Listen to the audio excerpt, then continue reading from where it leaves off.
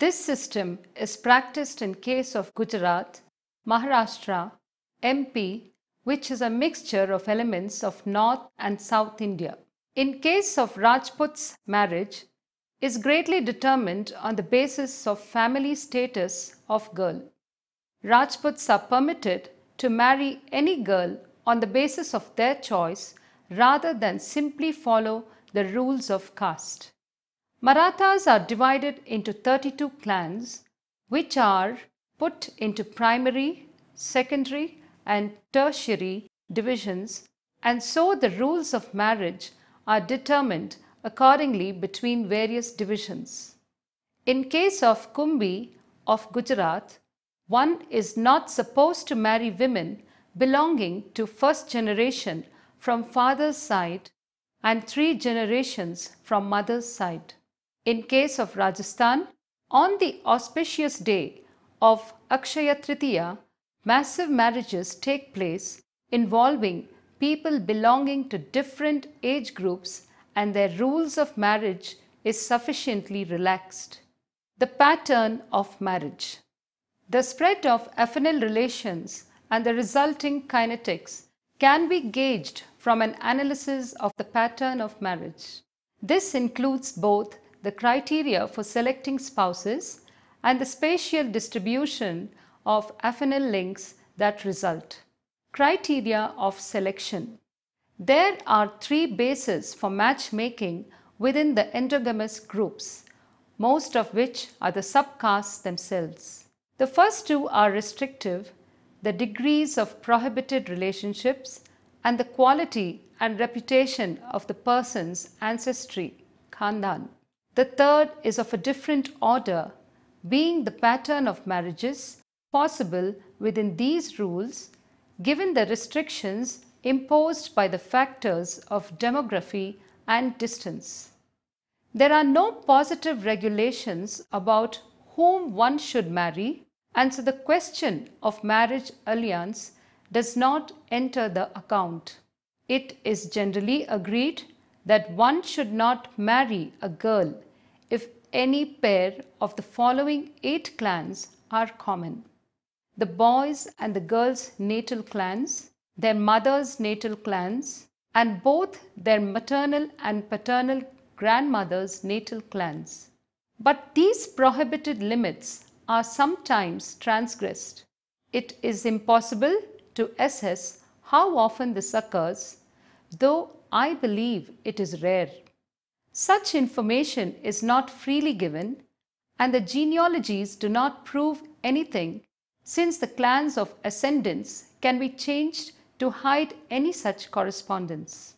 It seems clear, however, that more exception is taken to a correspondence of clans of the first ascending maternal generation, that is, clans to which the subject is sister's child or Benji, rather than to those of the second ascending generation to which the subject is a sister's son or a daughter's child or Tanej.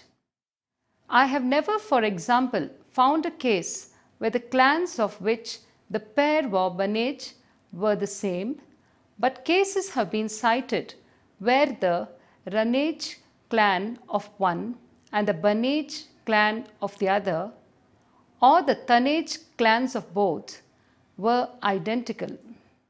Though some people do not know all their grandparents' natal clans, they need only have the names of their wives and her and their mother's natal clans for the marriages of their children, and these are almost always available and are asked for by the prospective spouse's parents. The fact seems to be that not too many questions are posed if the marriage is especially necessary. People do not wait for the genealogist to come round and give them the information, when this may take 2 to 3 years.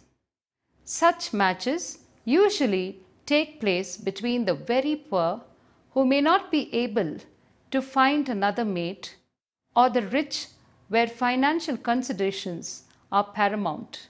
There is also a general shortage of girls, and the boy's family may often be tempted to simplify the rules of exogamy. The marriage is not dissolved when such an irregularity is discovered if the parties can show that it was unpremeditated. They are merely found by the subcaste council and allowed to carry on. This indicates that marriage within the more distant prohibited clans is not the height of unforgivable behavior. And there are a few cases known to some people in Ramkheri where no steps have been taken. Only the marriage of a couple from a single clan is held to be extremely grave, and I believe that anyone knowing of such a case, whether premeditated or not, would feel bound to bring it into the open. Besides this 4-clan rule, a wider circle of kin is also forbidden to a prospective bride or groom. Traditionally, the Sapinda rule prohibited marriage between people who could trace a common ancestor to the 7th inclusive generation on the male and the 5th generation on the female side. Though marriage is forbidden with, say, the daughter of the father's sister, it can take place with more distant members of the father's sister's husband's clan. The explanation given is that the father's sister and mother's sister, etc., have the same blood as one's parents, and so marriage is impossible with their daughters. This is inconsistent with the idea that the agnatic kin alone have blood in common. There are, in fact, 2 ideas about the bloodline. The one is strictly agnatic, and in it the woman is merely the field in which the seed is sown, the most frequent metaphor, giving nothing of her own blood and qualities to the offspring. According to this theory, villagers say that the child looks like the person first seen by the woman immediately after conception. That is, the husband, it is to be hoped. The mother being in this way a passive recipient of outside influences. The other idea is that the line is a family matter, both parents contributing towards the procreation of a child. There is a proverb, the support of the milk is over, the support of the semen remains. This applies to ties with the second descending generation. It shows that links through women are transitory, lasting only for the generation where the milk has been in common, or is remembered that agnatic links through the progenitor endure. This means that only a limited group of closer cognates are debarred from marriages. There is no rule which forbids marriages to affinites, but matches which closer relatives by a closer kin's fellow marriage are discouraged. Thus, 2 brothers occasionally marry 2 sisters, or a brother and sister marry a pair of siblings. The danger in the latter is that the quarrels between one couple will spread to the other married pair and so break up both families. And bad feelings between the 2 sisters can also estrange their husbands. Another limit to the selection of spouses is ancestry, khandan, the moral, physical, and sometimes economic state of their ascendants, and to a lesser extent of the parties themselves. Physical disabilities are called ABE and include epilepsy, leprosy, eye pupils turned white by smallpox, albinism, and reverse or double hair whorls, Bonra. A youth over 20 years old had not married because his feet were deformed, having no instep and missing several toes. He came from a good family with moderate wealth, but was faced with the choice of marriage with an inferior line or what appeared like bachelorhood, for his elder brother refused to countenance the former course. The shade of the skin must also be approximately equal, for a very dark girl will be taunted by her affines at times of dispute. Immaterial ancestral qualities include witchcraft, an involuntary power said to be inherited by a daughter from her mother, though not necessarily manifesting itself in successive generations. Other personal qualities are considered the temperament of the prospective mother-in-law, signs of drunkenness or improvidence in the family, or positive qualities of thrift, good management, and popularity in the village. The personalities of the candidates are not a major consideration. They are usually too young, it is said, to have sufficiently firm characteristics to be judged.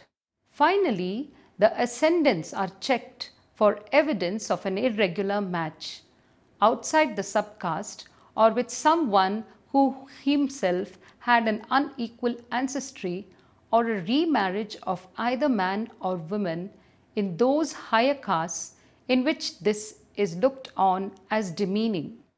Some say that wealth is not a feature of ancestry, which is purely a matter of reputation, and there are instances of poor but reputable men making as good matches as people with more money but less prestige. Others maintain that ancestry does include economic position. But all would agree that wealth is extremely important, sometimes overriding irregularities in ancestry. On the whole, people of more or less equal wealth will marry their offspring together. If there is any marked inequality, the greater wealth will be on the boy's side.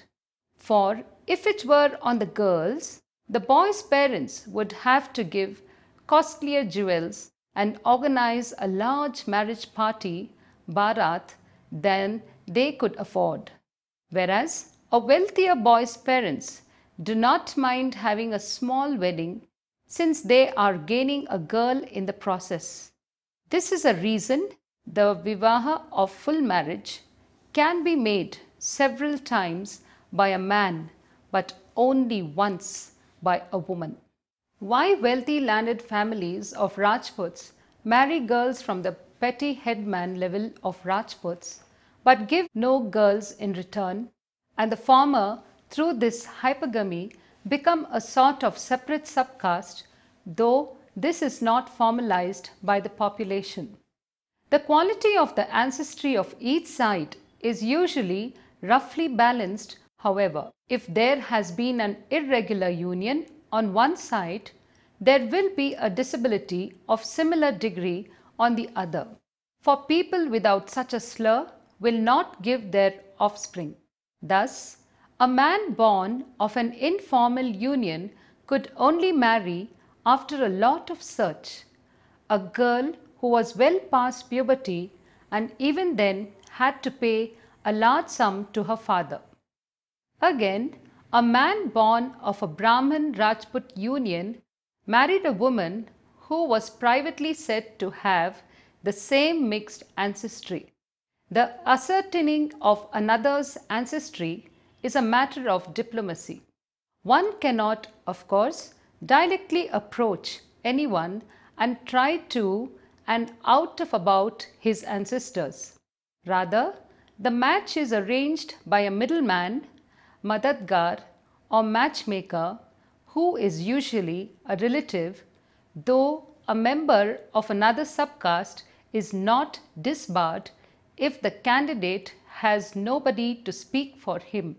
But the traditional role of the Brahmin and Barbar as matchmakers no longer exists. A matchmaker can be a cognate or an affine. Often he is the mother's brother of one of the parties. He may live in the same village as a candidate or may merely have ties in both villages. Anyhow, he is in a position to know out such details are relevant. The parents inspect their future affians, but this is a more of a formal visit when the affair is well advanced, and any open refusal at this stage would cause a great deal of ill feeling. It may happen, of course, that an unfavorable feature comes out after the formal engagement, sagai, and before the marriage, and in such cases the match can be broken and any gifts returned. If it is only found after the marriage, there is no refunding of expenses, and the only course for a husband who discovers that his wife has developed, say, leprosy during the engagement period is to cast her off and marry again. Usually, however, such things cannot well be hidden. A carpenter, for example, broke off the engagement of his son on hearing that the wife-to-be was an epileptic. Only those who are prepared to overlook at least minor inequalities in ancestry pay no attention to the talk that surrounds all matchmaking. The influence of the matchmaker is considerable, for he is primarily responsible for the marriage and can suggest to various kin where their children would make a good match. This may not always work out well though. In one instance, a Rajput had left the selection of a husband for his daughter to his wife's brother, but the man had selected a suitor from a village in the wrong direction. In theory, the Rajput could have refused this match, but he had felt impelled to follow his matchmaker's suggestion, perhaps to keep peace with his own wife, whose brother the latter was, and married his daughter there. The matchmaker is also important in smoothing out any last-minute difficulties. In one case, a son of an informal union wished to marry. Since he was 22, the prospective bride's father asked why he had not married already, and the matchmaker replied that it was because he had been too poor to do so.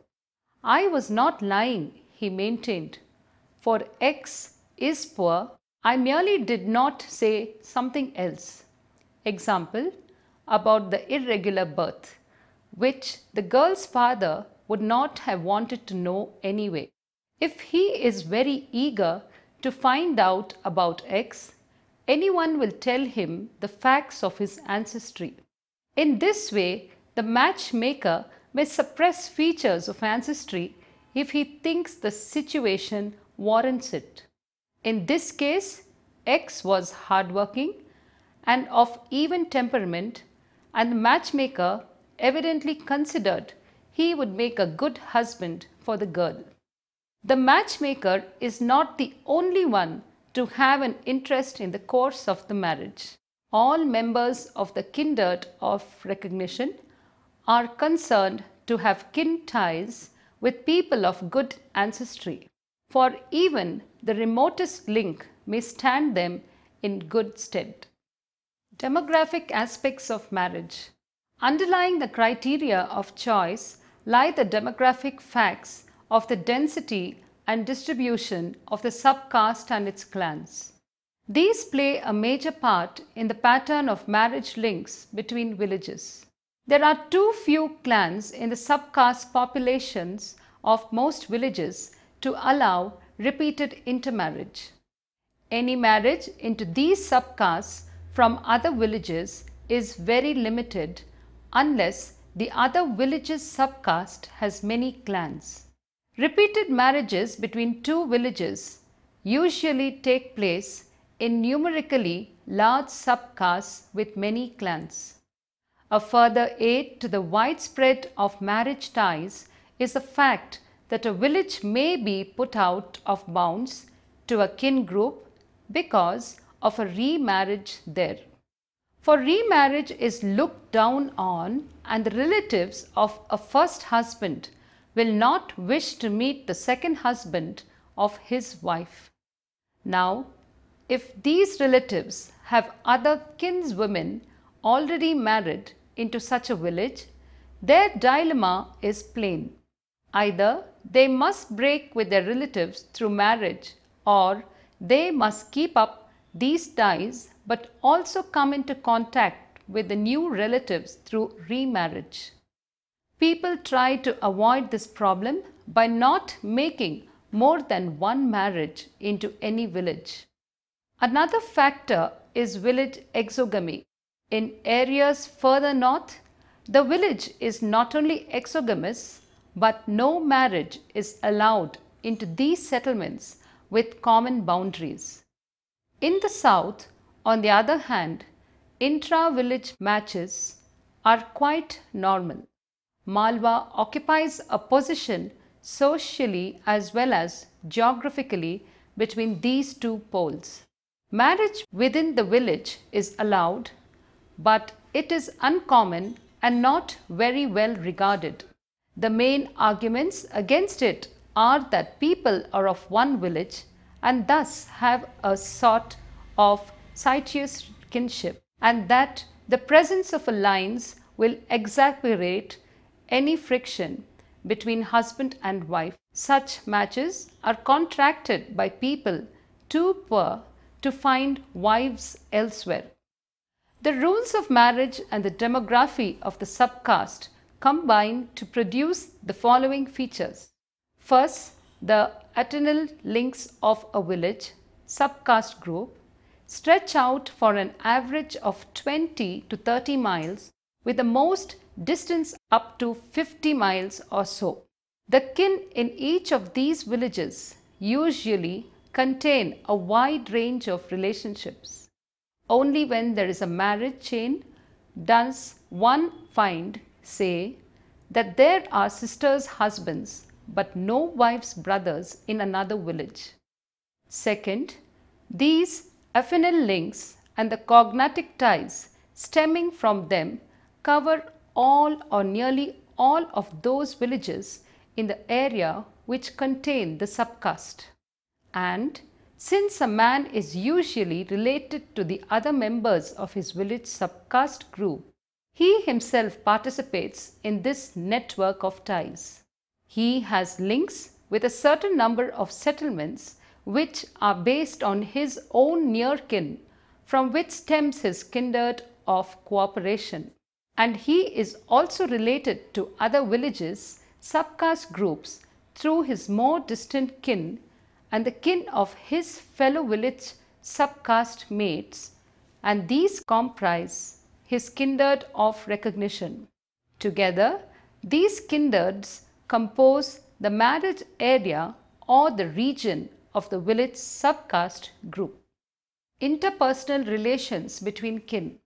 A description of the attitudes, rights and duties which kinsmen have to one another and the degree to which these are fulfilled will give us a picture of the constitution of the effective kin group.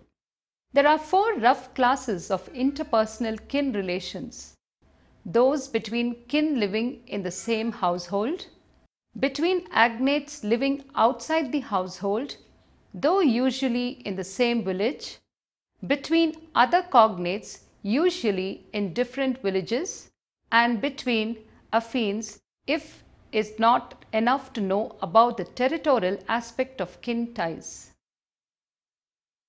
A 2011 data sheet called "The World's Women and Girls," released by the Washington-based Population Reference Bureau, shows that 47% of women in India between the ages of 20 and 24 were married by 18. This is higher than the average for South Central Asia, 45%, of which India is a part. The average for Africa as a continent works out to 34%. Most African countries fare better than India, including Ghana, Sudan, and Nigeria. While Pakistan's score works out to 24%, even Afghanistan, with a pathetic score of 43%, does a better job than India when it comes to curbing child marriage. Vibhuti Patel, Director, Postgraduate Studies and Research and Head of the Postgraduate Economic Department at SNDT University, who was an early advocate of India's feminist movement, points to the rather strange link between child marriage and the success of some of India's welfare schemes such as the Integrated Child Development Scheme and Sarva Shiksha Abhiyan. SSA helps schoolgirls till class 4, after which there are a large number of dropouts, and ICDS children in the age group of 0 to 6. As a result, adolescent girls who mostly drop out after class 7 as they can't cope up with math, science and English don't have to look after their younger siblings. In the absence of any programs targeting adolescent girls in terms of vocational training or life skill development by the state or by civil society groups, many parents are worried that these girls who are now free of responsibility and have a lot of time on their hands may end up in premarital relationships and turn unwed mothers. Sex ratio in Africa is better than India since several tribal societies are matriarchal. In India, regions where the status of women is low, such as Rajasthan, Bihar and Jharkhand, have more child marriages. Even in Andhra Pradesh, which has a low fertility rate, a large proportion of women are married in their teens. Meanwhile, states like Himachal Pradesh, Goa and Jammu and Kashmir fare a lot better.